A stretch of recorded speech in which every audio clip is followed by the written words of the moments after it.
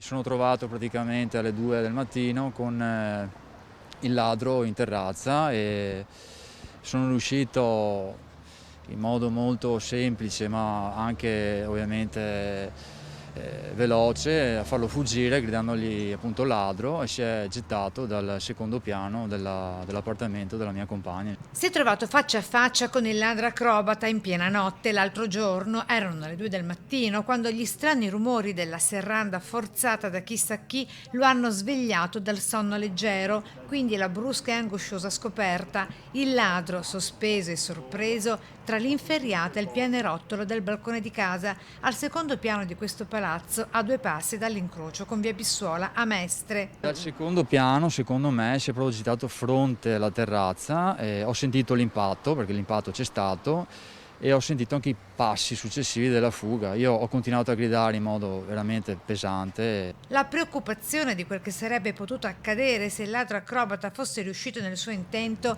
continua a procurare al signor Fiorindo grande inquietudine e apprensione. In questo caso io c'ero, però c'era da sola la mia compagna, capite bene che insomma sarebbe stato un bel problema, ecco. Alla denuncia già sporta al commissariato di polizia di Via Carossa si aggiunge anche questa televisiva, non per creare allarmismo, dice, ma al contrario perché possa essere d'aiuto per chi sottovaluta il potenziale rischio. Avvertire la cittadinanza in questo, di porre attenzione, di tenere gli occhi aperti, e questo è fondamentale secondo me, da questo punto E di vista. finestre e balconi chiusi. E finestre e balconi chiusi, sì. Soprattutto.